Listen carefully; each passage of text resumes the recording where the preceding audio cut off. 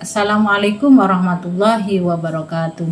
Alhamdulillahirrabbilalamin. Bertemu kembali kita dalam video pembelajaran pada mata kuliah Microteaching, yang pada kali ini kita akan membahas pertemuan yang ke-11 dengan judul keterampilan bertanya lanjut.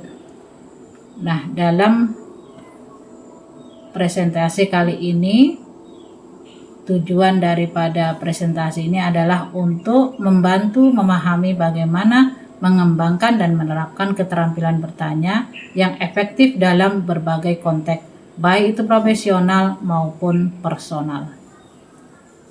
Mengapa perlu melakukan keterampilan bertanya lanjut? Nah, keterampilan bertanya lanjut adalah salah satu kemampuan penting yang harus dikembangkan oleh setiap individu, terutama siswa. Kemampuan ini tidak hanya membantu dalam proses belajar, tetapi juga mempersiapkan siswa untuk menghadapi tantangan dunia nyata. Nah, berikut ada beberapa alasan mengapa keterampilan bertanya lanjut sangat diperlukan. Salah satunya adalah mengatasi masalah. Dengan bertanya lebih lanjut, siswa dapat lebih mudah mengidentifikasi inti dari suatu masalah. Hal ini membantu mereka untuk memahami situasi secara lebih mendalam dan menemukan solusi yang tepat. Keterampilan bertanya lanjut memungkinkan siswa untuk mengeksplorasi berbagai sudut pandang yang dapat menghasilkan solusi kreatif dan inovatif. Dengan memahami masalah secara komprehensif melalui pertanyaan yang tepat, siswa dapat membuat keputusan yang lebih baik dan lebih tepat sasaran.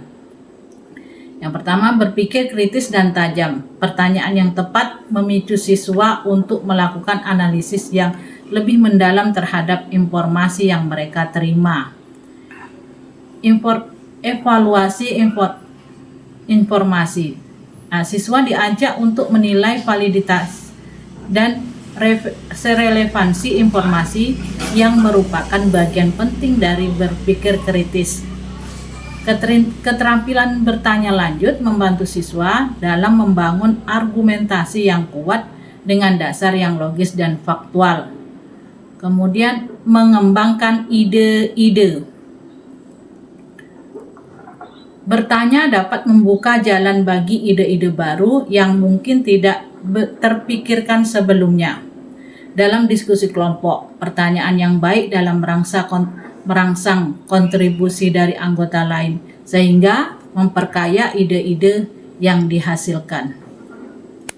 Keterampilan bertanya adalah salah satu kompetensi penting yang harus dimiliki pendidik dalam pengajaran. Bertanya tidak hanya sebatas menggugah rasa ingin tahu siswa, tetapi juga untuk menstimulasi proses berpikir yang lebih dalam. Komponen keterampilan bertanya lanjut memberikan dimensi tambahan dalam teknik bertanya dasar. Komponen keterampilan bertanya lanjut. Beberapa komponen keterampilan bertanya lanjut.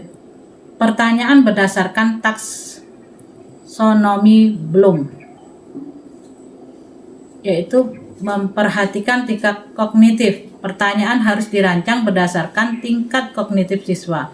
Taksonomi Bloom membantu mengklarifikasikan pertanyaan dari tingkat yang lebih rendah seperti mengingat, memahami, hingga tingkat yang lebih tinggi seperti menganalisis, mengevaluasi, dan mencipta. Urutan dalam pertanyaan. Dalam urutan ini ada yang perlu diperhatikan. Penting untuk menyusun pertanyaan secara logis agar siswa dapat membangun pemahaman yang lebih mendalam. Mulailah dari pertanyaan sederhana menuju pertanyaan yang lebih kompleks mengikuti alur pemikiran yang sistematis. Pertanyaan melacak. Nah, dalam pertanyaan melacak ini, gunakanlah pertanyaan melacak untuk menelusuri jawaban siswa lebih lanjut. Ini membantu untuk mengklarifikasi jawaban dan memperoleh pemahaman yang lebih mendalam tentang pemikiran siswa. Meningkatkan interaksi antar siswa, diskusi yang dinamis. Nah, pertanyaan juga harus dirancang untuk memfasilitasi interaksi antar siswa. Diskusi yang aktif dapat meningkatkan kolaborasi dan pemahaman bersama di antara siswa. Pertanyaan yang memperhatikan tingkat kognitif berdasarkan taksonomi Bloom. Taksonomi Bloom adalah kerangka yang digunakan untuk mengklarifikasikan tujuan pendidikan berdasarkan tingkat kognitif yang berbeda. Berikut adalah 6 tingkat kognitif menurut taksonomi Bloom beserta contoh pertanyaan masing-masingnya. Yang pertama, mengingat atau remember. Mengingat atau remember adalah kemampuan memunculkan kembali apa yang sudah diketahui dan tersimpan dalam ingatan jangka panjang. Sebagai contoh, kita memberikan pertanyaan, apa definisi dari fotosintesis? Yang kedua, memahami atau understand adalah kemampuan untuk menegaskan pengertian atau makna bahan-bahan yang sudah cukup diajarkan atau mencakup komunikasi lisan, tertulis maupun gambar.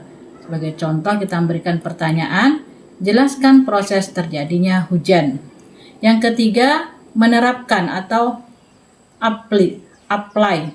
Menerapkan adalah kemampuan untuk melakukan sesuatu atau menggunakan suatu prosedur dalam situasi tertentu.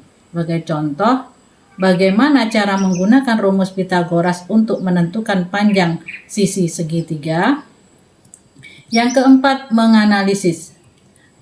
Analisis adalah kemampuan menguraikan sesuatu ke dalam bagian-bagian atau unsur-unsur tersebut satu sama lain.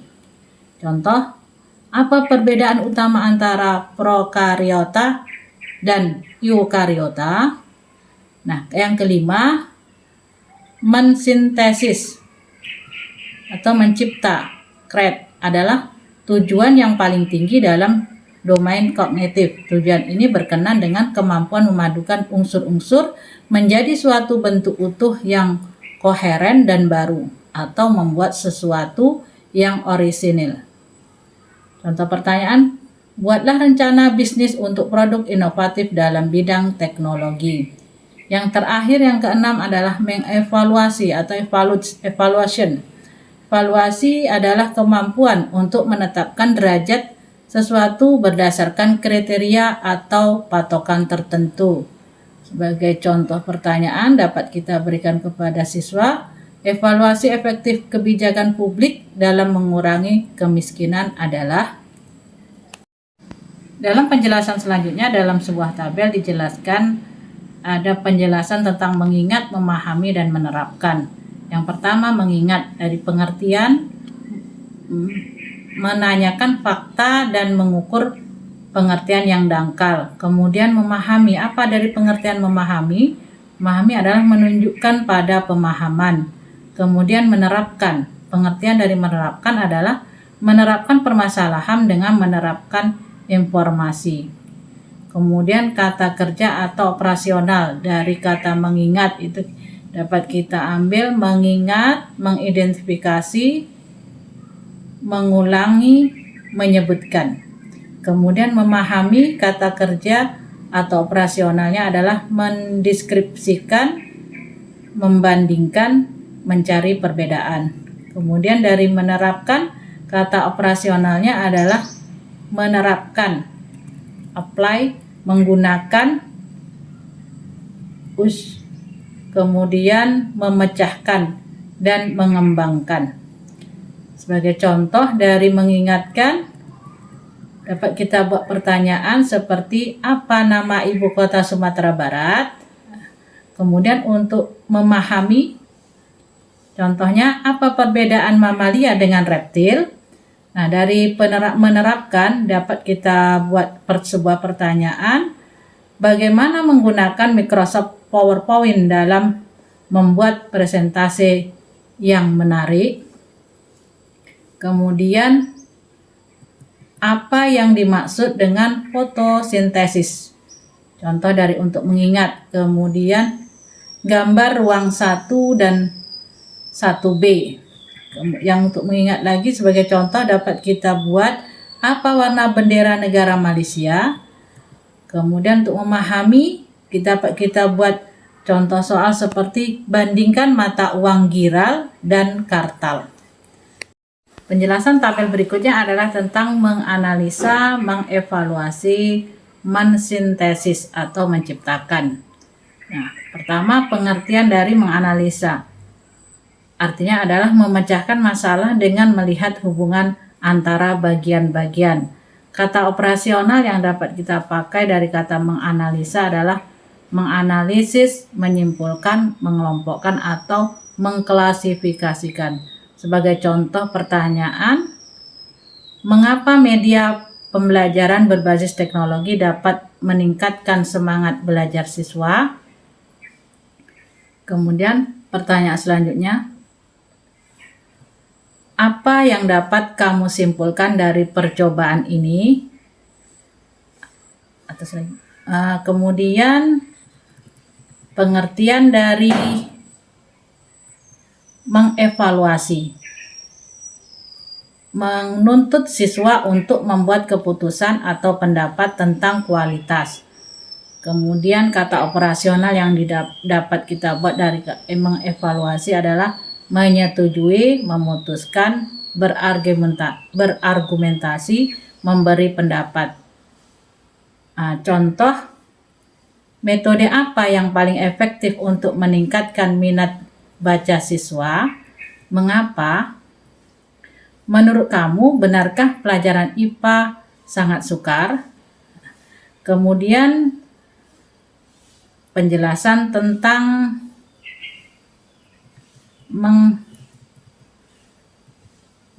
mensintesis atau menciptakan. Apa itu pengertian dari mensintesis? Menekankan pada proses membuat atau membentuk sesuatu. Kata kerja operasional yang dapat kita buat adalah menghasilkan atau menulis, mengkonstruksikan, membuat, mendesain. Sebagai contoh, kita buatlah poster yang mencerminkan upaya untuk menjaga lingkungan.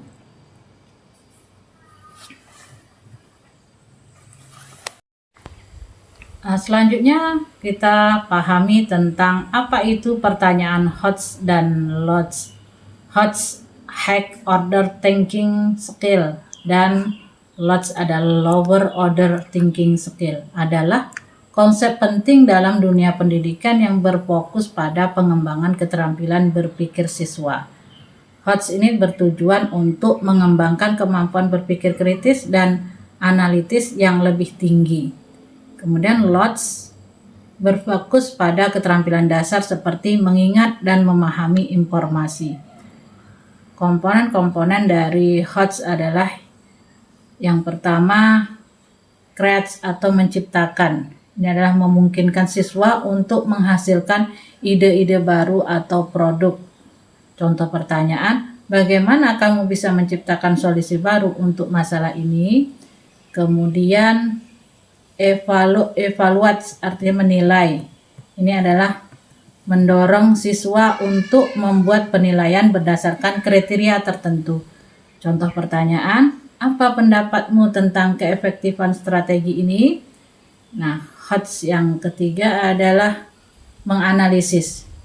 Ini melibatkan pemecahan informasi menjadi bagian-bagian yang lebih kecil untuk dipahami lebih baik. Contoh pertanyaannya adalah, apa elemen utama dari argumen ini dan bagaimana mereka saling berhubungan? Nah, selanjutnya komponen dari Lodge. Ada beberapa komponen dari Lodge. Yang pertama, menerapkan atau apply. Ini adalah mendorong siswa untuk menggunakan informasi dalam situasi baru. Contoh pertanyaan dapat kita buat, bagaimana kamu dapat menerapkan konsep ini dalam kehidupan sehari-hari? Nah, yang kedua, understand atau memahami. Memastikan bahwa siswa dapat menjelaskan ide atau konsep. Nah, contoh pertanyaan yang dapat kita buat adalah, bisakah kamu menjelaskan konsep ini dengan kata-katamu sendiri? Yang ketiga, yang terakhir adalah remember atau mengingat. Ini adalah memfokuskan pada kemampuan siswa untuk mengingat fakta atau dasar pengetahuan. Nah, contoh pertanyaan yang dapat kita buat, apa definisi dari istilah ini? Nah, mengapa menggunakan pertanyaan HOTS? Ini ada beberapa tujuan kenapa kita menggunakan pertanyaan yang HOTS dalam pembelajaran. Ada tiga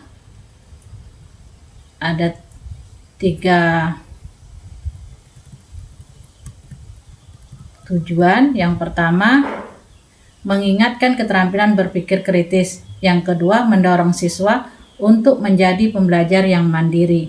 Yang ketiga, memfasilitasi pemahaman yang lebih mendalam terhadap materi pelajaran. Selanjutnya, memperhatikan urutan pertanyaan dalam proses pembelajaran. Dengan memahami urutan ini, kita dapat meningkatkan efektivitas pembelajaran dan membantu siswa berpikir lebih kreatif serta kritis. Nah, pentingnya urutan pertanyaan. Dalam pembelajaran, urutan pertanyaan yang disusun dengan baik sangat penting untuk mencapai hasil yang optimal. Urutan ini membantu memandu siswa melalui proses berpikir yang sistematis dan mendalam. Nah, tahapan urutan pertanyaan yang pertama adalah create atau menciptakan. Pertanyaan yang menantang siswa untuk menciptakan ide atau produk baru. Yang kedua, mengevaluasi atau evaluate. Itu pertanyaan yang meminta siswa untuk menilai atau memberikan penilaian. Yang ketiga, menganalisis atau analis. Adalah pertanyaan yang mendorong siswa untuk memecahkan informasi menjadi bagian-bagian yang lebih kecil untuk memahami struktur dan hubungan. Yang keempat, menerapkan. Ini adalah pertanyaan yang mengajak siswa untuk menggunakan informasi atau konsep yang telah dipelajari dalam situasi baru. Kemudian yang kelima, understand atau memahami. Ini pertanyaan yang memastikan siswa benar-benar memahami materi yang dipelajari. Dan yang terakhir adalah remember, mengingat. Nah, ini pertanyaan yang bertujuan untuk mengingat kembali informasi atau fakta-fakta dasar.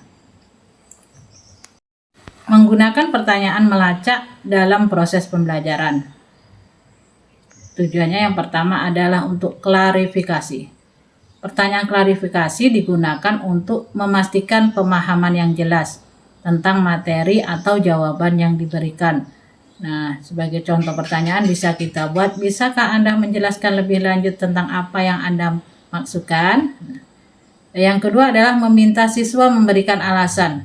Ini mengajukan pertanyaan untuk meminta siswa menjelaskan alasan di balik pemikiran atau jawaban mereka, membantu mengembangkan keterampilan berpikir kritis. Nah, contoh pertanyaan dapat kita tanyakan kepada peserta didik yaitu, mengapa Anda berpikir demikian? Yang ketiga, meminta siswa kesepakatan pandangan. Ini mengundang siswa untuk menyetujui atau tidak setuju dengan pandangan tertentu, dapat memicu diskusi yang lebih mendalam. Nah, contoh pertanyaannya, apakah Anda setuju dengan pandangan ini? Mengapa? Atau mengapa tidak? Sebutkan alasannya. Nah, keempat, meminta siswa ketepatan jawaban. Nah, menanyakan ketepatan jawaban memastikan bahwa siswa memahami materi yang benar dengan benar. Contohnya, apakah jawaban ini sudah tepat menurut Anda? Kemudian yang kelima, meminta siswa jawaban yang relevan. Nah, pertanyaan ini membantu siswa untuk tetap fokus pada topik utama dan menyampaikan informasi yang relevan. Sebagai contoh pertanyaan dapat kita berikan kepada siswa, bagaimana jawaban Anda terkait dengan topik yang kita bahas? Nah, kemudian yang keenam, meminta siswa untuk memberikan contoh. Meminta siswa memberikan contoh nyata dari konsep yang dibahas dapat memperkuat pemahaman mereka. Nah, contohnya, bisakah Anda memberikan contoh untuk memperjelas ide ini? Nah, yang ketujuh, terakhir, meminta siswa jawaban yang kompleks. Nah, pertanyaan ini mendorong siswa untuk berpikir lebih mendalam dan memberikan jawaban yang lebih terperinci. Sebagai contoh pertanyaan dapat kita tanyakan kepada siswa, bisakah Anda mengembangkan jawaban Anda lebih lanjut? Dalam materi keterampilan bertanya lanjut ada meningkatkan interaksi antar siswa dan proses pembelajaran. Nah, ini bertujuan utama adalah untuk meminimalisir peran guru dan menekankan pentingnya interaksi antar siswa. Nah, mengapa interaksi antar siswa itu penting? Ada beberapa di antara alasannya kenapa interaksi antar siswa itu sangat penting. Nah, yang pertama, dengan interaksi antar siswa ini dapat mendorong pembelajaran yang lebih aktif dan partisipatif.